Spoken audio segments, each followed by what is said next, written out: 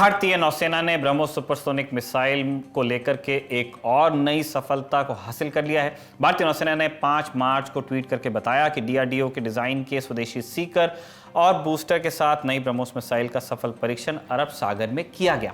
नौसेना ने कहा कि ये डिफेंस सेक्टर में आत्मनिर्भर बनने को लेकर हमारी प्रतिबद्धता को दिखाता है।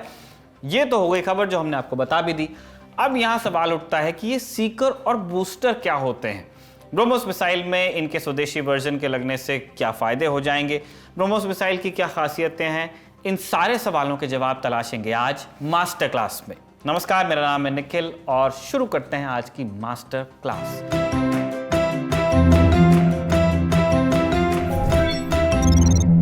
ब्रह्मोस मिसाइल की कहानी समझने के लिए थोड़ा पीछे चलना पड़ेगा हमको। 4 दिसंबर 1971 का दिन। काफ़ी व्यस्त रहने वाला कराची का बंदरगाह अंधेरे में डूबा था क्योंकि पाकिस्तान ने भारत के साथ युद्ध छेड़ दिया था। आधी रात के करीब इस क्षेत्र की निगरानी कर रहे पाकिस्तान के विध्वंसक पोत पीएनएस खैबर को आकाश से एक रोशनी आती दिखाई दी। पाकिस्तान को हवाई हमले की उम्मीद थी, इसलिए उस तेज रोशनी को फाइटर प्लेन समझते हुए सैनिकों ने अपनी बंदूकें निकाल ली, लेकिन वो रोशनी लगातार पास आती गई और बम गिराने की जगह पोत से टकराई और फट गई। सैनिकों ने बंदूकें निकाल ली का मतलब हुआ उन्होंने अपनी एंटी एयरक्राफ्ट गन्स को रेडी कर लिया। खैर, रोशनी आई और पोत से टकरा के फट गई, यानी शिप से टकरा के। ये रोशनी कोई फाइटर जेट नहीं बल्कि मिसाइल थी। ये भारत की ओर से दागी गई पहली मिसाइल थी। जब तक पाकिस्तानी आश्चर्य और दहशत से उबर पाते, एक के बाद एक मिसाइल्स पाकिस्तानी जहाज़ों और पोर्ट्स को तबाह करने लगी। भारत ने मिसाइल जिन नावों से दागी वो मछली पकड़ने वाली नावों से बहुत ज़्यादा बड़ी नहीं थी। आप सोचिए, हम 70s की बात कर रहे हैं। भारतीय नौसेना इन छोटी नावों को दुश्मन की ज़मीन के पास ले आई और वहाँ से सोवियत SSN-2B स्टिक्स मिसाइलों से धावा बोल दिया। इसके बाद जो हुआ वो इतिहास में दर्ज है। लेकिन इसी युद्ध में भारतीय नौसेना ने एक गंभीर खतरे का सामना भी किया। जब पाकिस्तान के समर्थन और भारत को डराने के लिए अमेरिकी नौसेना ने अपने 7वें बेड़े 7th फ्लीट को बांग्लादेश की ओर रवाना कर दिया। इस फ्लीट का नेतृत्व कर रहा था US aircraft carrier USS enterprise, जो उस समय दुनिया का सबसे बड़ा एयरक्राफ्ट कैरियर होता था। भारतीय नौसेना का INS विक्रांत इसके रास्ते में था, जो तकनीकी तौर पर अमेरिकी बेड़े के मुकाबले नहीं ठहरता था। लेकिन अमेरिकी बेड़े ने कोई हरकत नहीं की भारत के खिलाफ। खतरा टल गया। बाद में पता चला कि इसके पीछे भारत के समर्थन में मौजूद सोवियत परमाणु पनडुब्बियां थीं।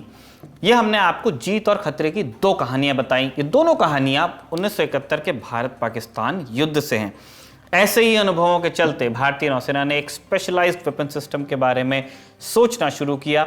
एक ऐसा हथियार जो किसी भी खतरे का लंबी दूरी से सामना करने में सक्षम हो।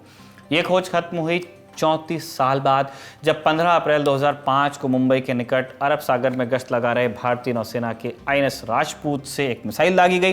जोरदार धमाके के साथ ये मिसाइल आवाज के मुकाबले 3 गुना गति से टारगेट की तरफ बढ़ी और बिजली की तरह टारगेट पर गिरी। टारगेट था भारतीय नौसेना का INS सिंधुदुर्ग, जो पल भर में 2 टुकड़े होकर अरब सागर में समा गया। टारगेट के लिए इस्तेमाल होते हैं जो पुराने जहाज होते हैं, और जिस मिसाइल ने ये करके दिखाया था वो थी ब्रह्मोस। दुनिया की सबसे बेहतरीन सुपरसोनिक क्रूज मिसाइल्स में से एक ब्रह्मोस ने अपनी पहली परीक्षा इसी तरह पास की। क्या है ब्रह्मोस? ब्रह्मोस एक medium range supersonic cruise missile है। अब ये होता क्या है, आप इन 3 शब्दों को बांटेंगे तो आपको मतलब समझ में आ जाएगा। मीडियम रेंज यानी मध्यम रेंज है, बहुत लंबी रेंज तक के जाती नहीं। सुपरसोनिक और क्रूज क्या हुआ? ये मिसाइल की स्पीड और टारगेट की ओर बढ़ने के उसके तरीके के आधार पर बनाई गई एक कैटेगरी है। सुपरसोनिक मतलब ऐसी कोई भी चीज, विमान हो सकता है, मिसाइल हो सकता है, जो कि ध्वनि की गति से तेज चलते हो। ध्वनि की गति यानी आवाज की गति होती है 1225 किलोमीटर प्रति घंटा एटमॉस्फेयर में। अगर कोई मिसाइल या विमान इससे तेज गति से उड़ सकता है तो उसे सुपरसोनिक कह दिया जाएगा। ब्रह्मोस इससे तेज उड़ती है, इसलिए वो है सुपरसोनिक क्रूज मिसाइल। क्रूज का मतलब क्या हुआ? जनरली हमें लगता है कि मिसाइल ऐसे हवा में जाती है और सीधे नीचे वापस आती है, मतलब एक एकदम तीखे कोण पे ऊपर जाके तीखे कोण पे नीचे आती है। इसे हम कहते हैं बैलिस्टिक ट्रेजेक्ट्री। जो बैलिस्टिक मिसाइल्स होती हैं वो जनरली इसी तरह से चलती हैं। क्रूज मिसाइल्स इनसे अलग होती हैं। क्रूज मिसाइल्स, आपको ऐसा लग सकता है, एक कंपैरिजन के लिए हम बता दें कि हवाई जहाज जिस तरह पैरेलल उड़ता है ज़मीन के, उस तरह क्रूज मिसाइल की ट्रेजेक्ट्री भी होगी। तो वो हवा में ऐसे ऊपर गई, यूं चली और ऐसे आकर के आपके टारगेट पे गिर गई। अब ये धरती के समानांतर क्यों उड़ती है वो आप आगे अगर वीडियो को देखते रहेंगे तो आपको समझ में आएगा। क्रूज मिसाइल की खासियत ये होती है कि वो ज़मीन से बहुत करीब उड़ सकती है, 15-20 मीटर की ऊंचाई के आसपास। इसमें आप जेट इंजन से इस्तेमाल करते हैं, कभी रामजेट्स भी इस्तेमाल करते हैं, और इसे टारगेट के हिसाब से दाहिने बाएं ऊपर नीचे कंट्रोल किया जा सकता है अगर उसका इंजन और उसका डिज़ाइन उसको अलाउ करे तो। वापस ब्रह्मोस पे आते हैं। मध्यम दूरी की सुपरसोनिक क्रूज मिसाइल ब्रह्मोस को पनडुब्बी यानी कि सबमरीन, जहाज, विमान या ज़मीन से लॉन्च किया जा सकता है, यानी कि Indian army, Indian navy, Indian air force तीनों सर्विसेज इसको इस्तेमाल कर रही हैं। शिप से फायर कर सकते हैं, सबमरीन से फायर कर सकते हैं, एयरक्राफ्ट से फायर कर सकते हैं। Su-30 MKI से फायर किया गया है और आर्मी इसे ज़मीन से लॉन्च कर सकती है। ब्रह्मोस की स्पीड है 2.8 मैक, यानी ध्वनि की आवाज़ के लगभग 3 गुना के बराबर, 2.8, उसी को हमने राउंड ऑफ करके 3 कर दिया। ध्वनि की गति को कहते हैं 1 मैक, तो 2.8 को हमने इसलिए 3 गुना कहा। 10 मीटर तक की ऊंचाई तक के ये उड़ सकती है, यानी दुश्मन के रडार की पकड़ में इसे लाना बहुत बहुत मुश्किल है। जनरली ये होता है कि रडार्स होराइजन की तरफ देख रहे होते हैं, ऊंचाई को देख रहे होते हैं। क्रूज मिसाइल्स क्योंकि जमीन के बहुत पास उड़ रही हैं, इसलिए रडार के अंडर द रडार, जिसको फ्लाइंग कहते हैं, वो उतने कम हाइट पे उड़ते हुए आती हैं। इनको डिटेक्ट करना बहुत मुश्किल होता है, और ऑब्वियसली डिटेक्ट करना मुश्किल है, इसलिए एंटी एयर मिसाइल सिस्टम से इसे गिराना काफ़ी मुश्किल होता है। ब्रह्मोस की रेंज बढ़ते बढ़ते 400 किलोमीटर से आगे चली गई है। युद्धपोत से लॉन्च की जाने वाली ब्रह्मोस मिसाइल, जो वॉरशिप्स इंडियन नेवी के हैं, वो 200 से 300 किलोग्राम तक का वॉरहेड यानी कि गोला बारूद आसानी से ले जा सकती है। मिसाइल में एक वॉरहेड, एक हिस्सा होता है जिसके अंदर गोला बारूद होता है, वही जाके दगता है। मिसाइल मनूवरेबल है, यानी हवा में इसका रास्ता बदला जा सकता है अगर ज़रूरत पड़े तो। अब जो आपने फिल्म्स में देखा है कि मिसाइल यूं यूं यूं यूं उड़ती है, वैसे कोई भी मिसाइल, दुनिया की कोई मिसाइल नहीं उड़ती है, उतना डायरेक्शंस नहीं चेंज होती हैं। लेकिन यस, ज़रूरत पड़ने पे मिसाइल्स के जो मनूवरेबल मिसाइल्स होती हैं उनकी दिशा में थोड़ा डिफ्लेक्शन किया जा सकता है। वो अपना टारगेट चुन के भी जा सकती हैं अगर उस तरह का फायरिंग सोल्यूशन उनमें दिया गया, अगर उस तरह का सीकर उसमें लगा है। ब्रह्मोस पे लौटते हैं। ये मूविंग टारगेट यानी चलते फिरते टारगेट को आइडेंटिफाई करा के उसको भी निशाना बना सकती हैं। अब एक नया वेरिएंट आ गया है ब्रह्मोस का, जिसे कहते हैं ब्रह्मोस NG, न्यू जनरेशन, जिसकी रेंज वही होगी लेकिन मिसाइल लगभग आधे वजन की होगी, लंबाई भी इसकी कम होगी, डायमीटर थोड़ा कम है, और तब इन्हें स्टोर करना, एक जगह से दूसरी जगह ले जाना, फायर करना आसान हो जाएगा। ब्रह्मोस दुनिया के सबसे तेज सुपरसोनिक मिसाइल्स में से एक है। इसका निर्माण हिंदुस्तान और रूस के बीच 1998 में हुए एक समझौते के नतीजे में हुआ। समझौते के बाद भारत के defence research and development organisation यानी DRDO और रूस के NPO यानी मशीनोस्त्रोयेनिया ने मिलकर ब्रह्मोस एरोस्पेस नाम से एक जॉइंट वेंचर बनाया, जिसका काम ब्रह्मोस मिसाइल को डिज़ाइन करना, डेवलप और मैन्युफैक्चर करना है। ब्रह्मोस नाम भारत और रूस की 2 नदियों पर पड़ा है, एक है ब्रह्मपुत्र और दूसरी है मोस्कवा। ब्रह्मोस का पहला सफल परीक्षण 12 जून 2001 को ओडिशा के चांदीपुर तट पर किया गया। इसके बाद 2005 में भारतीय नौसेना ने इसका सफल परीक्षण किया, जिसके बारे में हमने आपको थोड़ी देर पहले बताया। भारतीय नौसेना के 8 युद्धपोतों पे अब तक ब्रह्मोस मिसाइल्स तैनात कर दी गई हैं। फ्यूचर में ये संख्या ऊपर भी जाएगी। जून 2007 में ब्रह्मोस को भारतीय सेना में भी शामिल किया गया।